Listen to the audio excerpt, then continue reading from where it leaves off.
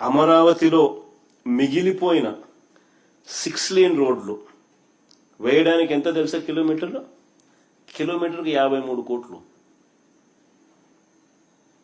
అదే national highway టెండర్లు పిలుస్తూ ఉంటారు దేశమంతా, కిలోమీటర్కి 20 కోట్లు వాళ్ళకి యావరేజ్ ఖర్చు. 6 లేన్ మన దగ్గర 53 కోట్లు కిలోమీటర్కి.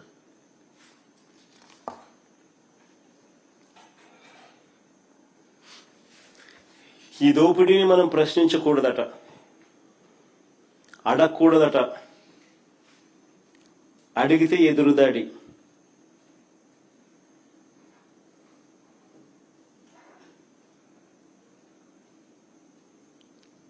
అడిగితే అమరావతికి మీరు వ్యతిరేకం.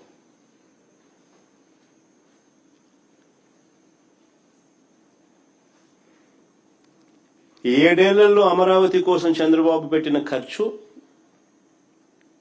7 ఏళ్లలో మొదట 5 సంవత్సరాలు, ఇప్పుడు 2 ఏళ్లు, ఈ 7 ఏళ్లలో అమరావతి కోసం ఇంతవరకు ఆయన పెట్టిన ఖర్చు 8,000 కోట్లు.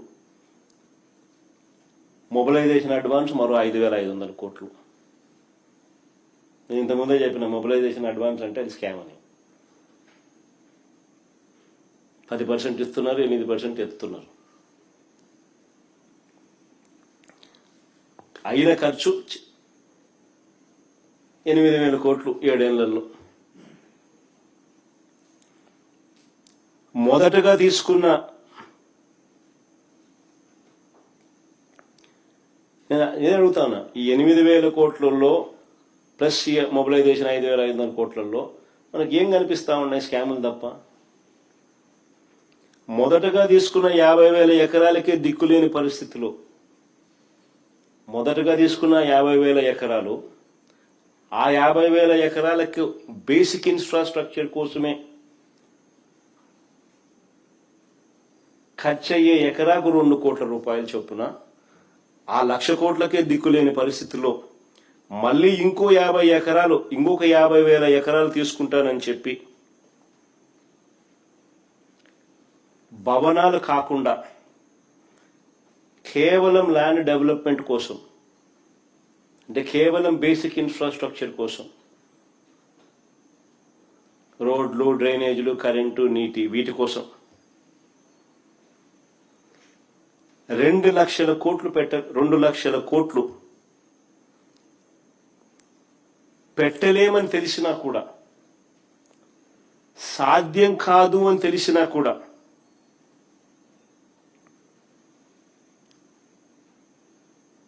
ఇదందరూ నిజంగా గమనించాలా. అమరావతికి ఎవరూ వ్యతిరేకం కాదు, కానీ సాధ్యం అవుతుందా, సాధ్యం కాదా అన్నది ప్రతి ఒక్కరూ ఆలోచన చేయాలి.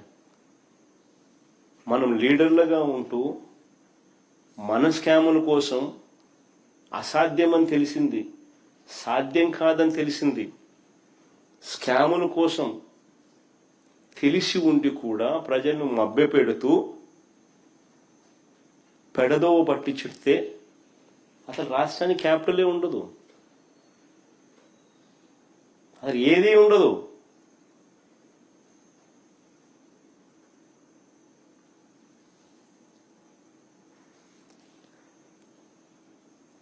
డెవలప్మెంట్ కోసమే ఇటు రోడ్లు అక్కడ వేయడానికి, కరెంటు వేయడానికి, ఎలక్ట్రిసిటీ, సెవరేజ్ కనెక్షన్లకు, ఇటువంటి బేసిక్ ఇన్ఫ్రాస్ట్రక్చర్ కోసమే 2 లక్షల కోట్లు అవసరమని తెలిసినా కూడా అది అసాధ్యమని చెప్పి కళ్ళ ముందే కనిపిస్తా ఉన్నప్పటికీ ఇంకా రైతుల్ని, ప్రజల్ని మభ్యపెట్టాలని తాను ఉన్నన్ని నాళ్ళు అప్పులు తెచ్చి అమరావతి పేరు చెప్పి స్కాములు చేసి దోపిడీ చేసేదే ఆయన ప్లాన్.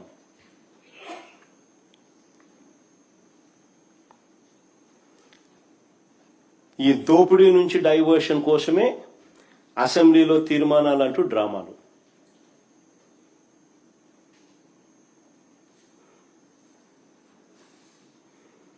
నిజంగా ఇంతకుముందే నేను చెప్పినాం,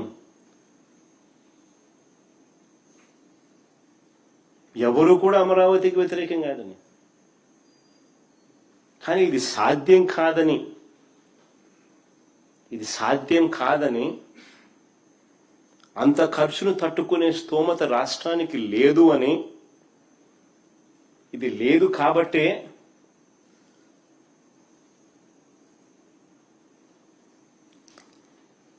ప్రజలకు భారం ఉండకూడదని రాష్ట్రంలో ఇతర ప్రాంతాలను రోడ్డు మీద పడేయకూడదు అని,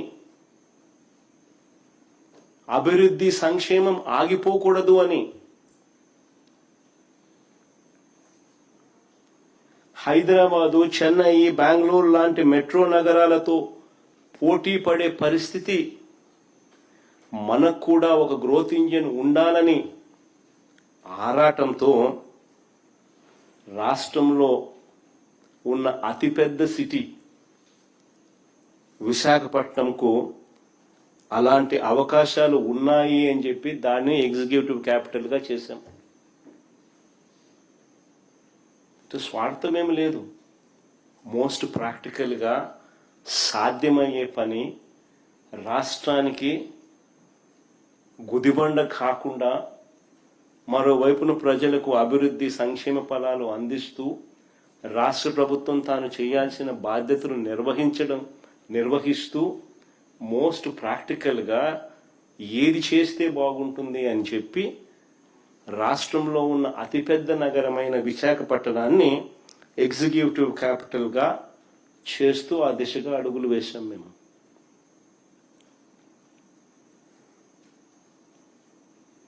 కర్నూలు న్యాయ రాజధానిగా పెట్టాలనుకున్నాం. శ్రీబాగ్ ఒడంబడిక మెడ్రాస్ ప్రెసిడెన్సీ నుంచి చూస్తే కొన్ని సంవత్సరాలు, కొద్ది రోజుల పాటు కర్నూలు రాజధానిగా ఉండేది. హైదరాబాద్ తెలంగాణ ఎప్పుడైతే జాయిన్ అయిందో, భాషా ప్రవక్త రాష్ట్రాల కింద ఎప్పుడైతే ఆవిర్భావం చెందిందో, అప్పుడు హైదరాబాదుకు అవకాశం ఇస్తూ అప్పటిదాకా కర్నూలు రాజధానిగా ఉన్న ప్రాంతాన్ని అప్పుడు శ్రీబాగ్ ఒడంబిక ప్రకారం అక్కడ హైకోర్టు పెట్టాలని చెప్పి ఒక ఒప్పందం కుదిరింది. దాన్ని గౌరవిస్తూ కర్నూలును న్యాయ రాజధానిగా పెట్టాలనుకున్నాం. అమరావతిని శాసన రాజధానిగా కొనసాగించాలని చెప్పి కూడా నిర్ణయించాం. తీసేయాలనుకోలేదు ఎప్పుడు కూడా. సాధ్యం కాదు కాబట్టే మోస్ట్ ప్రాక్టికల్ సొల్యూషన్ తీసుకొచ్చడం. మా ఆలోచనలలో ఎక్కడా కూడా అమరావతిని నిర్లక్ష్యం చేయలేదు. ఇన్ఫాక్ట్ ఈ ప్రాంతంలో 5 ఏళ్ల పాటు రైతులకు కౌలును పెంచినాం. రాజధానిలో ఇచ్చే పెన్షన్లు 5,000 కూడా మేము తీసుకుపోయినాం. ఈ ప్రాంతంలో ప్రజలకు మంచి చేయాలని, రైతులకు మంచి చేయాలని చేస్తాం. ఇవన్నీ కూడా మా ఆలోచన అంతా కూడా ఆచరణాత్మక ఆలోచనలు, మోస్ట్ ప్రాక్టికల్ ఆలోచనలు, సాధ్యమయ్యే ఆలోచనలు. ప్రభుత్వం తన బాధ్యతగా ప్రజలకు చేయాల్సిన ప్రతి మేలు కూడా చేస్తూ, ప్రభుత్వం మీద, ప్రజల మీద అప్పుల భారం మోపకుండా అతి తక్కువ పెట్టుబడితో విశాఖపట్నంలో ఆల్రెడీ అక్కడే ఉన్న ఇన్ఫ్రాస్ట్రక్చర్కు కాస్త మెరుగులు దిద్ది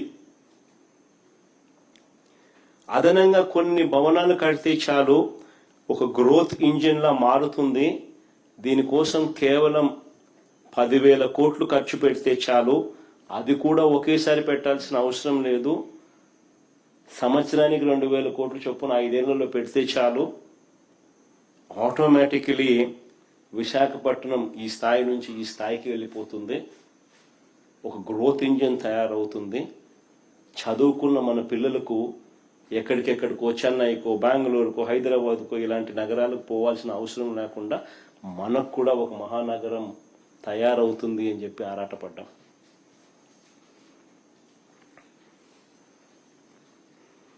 కానీ దీని మీద చంద్రబాబు నాయుడు గారు ఆయన ఎల్లో మీడియా వాళ్ళ ముఠా కేవలం వాళ్ళ స్వార్థం కోసం వాళ్ళ బినామీలు, వాళ్ళ ఆస్తులు, వాళ్ళు కొనుగోలు చేసిన ల్యాండ్ రేట్లు పెంచుకునే దానికోసం చెప్పని అబద్ధాలు లేదు. అంత దారుణంగా విషపూరిత ప్రచారాలు చేశారు. నిజంగా నేను చెప్తా ఉన్నాను, నాకు సంకుచితమైన ఆలోచన నాకు గన ఉంటే రాయలసీమలోనే రాజధాని పెట్టేవాడిని. విశాఖపట్నంకి ఎందుకు పెట్టాలా? విశాఖపట్నంలో ఎందుకు పెట్టాలా? నాకు నిజంగానే సంకుచితమైన ఆలోచనే గన ఉండింటే అసలు నేను ముఖ్యమంత్రి కాకమునిపై ఇక్కడ చంద్రబాబు నాయుడు భూములు కొనలా, ఇల్లు కట్టలా. కానీ జగన్ ఇక్కడే భూమి కొన్నాడు. ఈ సొంత ఇల్లు, సొంత భూమి నేను కొన్నా.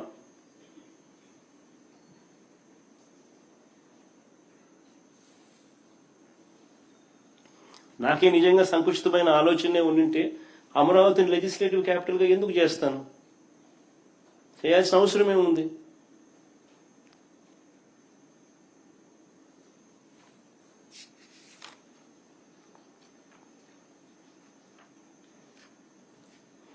ఇవాళ చంద్రబాబు నాయుడు గారు ఎగ్జిక్యూటివ్ క్యాపిటల్గా విశాఖపట్నాన్ని రద్దు చేసినట్టు,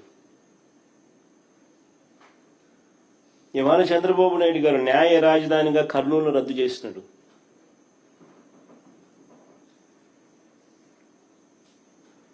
పోనీ అమరావతిలో 2 లక్షల కోట్లు ఎప్పుడు పెట్టగలడో చెప్పగలడా? ఎక్కడి నుంచి తెస్తాడో ఈ డబ్బులు చెప్పగలడా? ఒక సాధ్యం కానిది కళ్ళ ముందే అందరికీ కనిపిస్తా ఉంది. దానికోసం అని చెప్పి ఒక భ్రమ కల్పిస్తూ స్కాములు చేస్తూ ఫ్యూచర్లో కూడా రాష్ట్రానికి ఒక గ్రోత్ ఇంజిన్ అనేది లేకుండా చేస్తా ఉన్నాడు. ఫ్యూచర్లో కూడా రాష్ట్రం అటువైపున హైదరాబాద్ పెరుగుతూ ఉంటుంది, అటువైపున బెంగళూరు పెరుగుతూ ఉంటుంది, అటువైపున చెన్నై పెరుగుతూ ఉంటుంది. కానీ మన రాష్ట్రం మాత్రం